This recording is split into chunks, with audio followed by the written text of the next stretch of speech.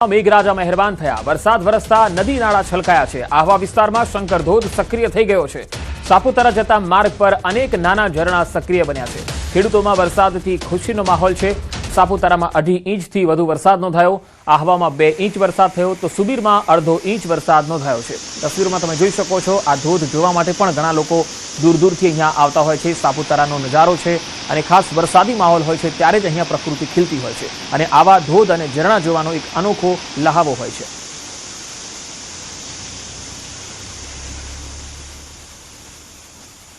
વાત હવે નર્મદાની। નર્મદા જિલ્લામાં વાતાવરણમાં પલટો આવ્યો। રાજપીપળા શહેરમાં પવન સાથે વરસાદ થયો। રાજપીપળા શહેર સહિત તાલુકામાં પવન સાથે વરસાદ શરૂ થતા ખેડૂતોમાં ખુશીનો માહોલ છે। ગરમી અને બફાટ વચ્ચે વરસાદ થતા વાતાવરણમાં ઠંડક ફેલાઈ ગઈ। રાજપીપળા નજીક વાવડી, વડિયા, ગોપાલપુરા, થરી સહિતના ગામોમાં ધોધમાર વરસાદ થયો।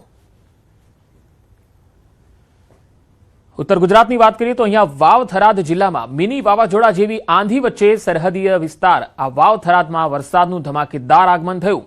દિવસભરના ભારે બફારા બાદ સાંજ પડતા મિની વાવાઝોડા જેવી તેજ પવન સાથે અહીંયા વરસાદ શરૂ થયો। થરાદ સહિત અનેક વિસ્તારોમાં ધૂળની ડમરી ઉડતા જોવા મળી અને પવન બાદ મેઘરાજાએ એન્ટ્રી પણ કરી। મિની વાવાઝોડા જેવી સ્થિતિ વચ્ચે વરસાદ થતા વાતાવરણમાં ઠંડક ફેલાઈ ગઈ। વાવણીની રાહ જોઈ રહેલા સરહદીય વિસ્તારના ખેડૂતો માટે આ વરસાદ રાહતનો શ્વાસ બની ગયો। થરાદ સહિત આસપાસના વિસ્તારોમાં વરસાદ શરૂ થયો અને ખેડૂતોમાં ખુશીની લહેર છે। વાવણીની આશા જીવંત બની છે। હવે સાબરકાંઠાની વાત। સાબરકાંઠામાં મેઘરાજાની ધમાકેદાર બેટિંગ જોવા મળી। હિંમતનગર, ખેડબ્રહ્મા અને વડાલીમાં વરસાદ શરૂ થયો છે તો પોશીનામાં 1.3 ઇંચ એટલે કે સૌથી વધુ વરસાદ અહીંયા નોંધાયો છે। ગ્રામ્ય વિસ્તારોમાં પણ ધોધમાર વરસાદના અહેવાલ છે। વરસાદ વરસતા ખેડૂતોમાં ખુશીની લહેર વ્યાપી ગઈ છે। તો ગાંધીનગરની વાત। ગાંધીનગરમાં અચાનક વાતાવરણમાં પલટો। શહેરના અનેક વિસ્તારોમાં ધોધમાર વરસાદ પડ્યો। ગરમી અને ઉકળાટથી લોકોને રાહત મળી।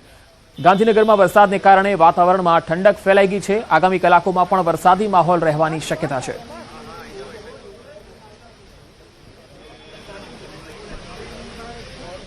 તો કચ્છ જિલ્લાની વાત કરીએ તો પૂર્વ કચ્છમાં બપોર બાદ વરસાદની એન્ટ્રી થઈ। ભચાઉના છાડવારામાં વરસાદ થયો તો સામખિયાળીમાં પણ વરસાદ। રાપરના ચિત્રોડમાં વરસાદના અહેવાલ આવી રહ્યા છે। વરસાદના કારણે વાતાવરણમાં ઠંડક ફેલાતા લોકોને ગરમીથી રાહત મળી ગઈ છે।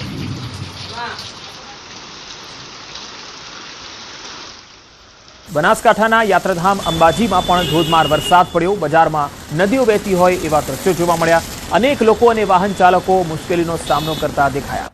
બજારોમાં પાણી ફરી વળતા કેટલીક દુકાનોમાં પણ પાણી ઘૂસી ગયા। અંબાજીનો હિંમતનગર હાઈવે માર્ગ પાણીમાં ગરકાવ થઈ ગયો।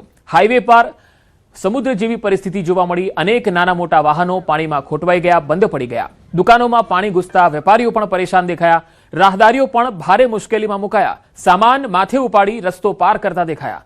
હાઈવે ઉપર લોખંડના વીજ પોલને લઈ લોકોમાં ચિંતાનો માહોલ છે। વીજ પોલ પણ હાઈવે ઉપર છે અને આ વીજ પોલના બોર્ડ ખુલ્લા જોવા મળ્યા। જો આવા વીજ પોલના ખુલ્લા બોર્ડમાંથી વીજ કરંટ ફેલાય તો જવાબદારી કોની? વરસાદનું પાણી ભરાય છે, એમાં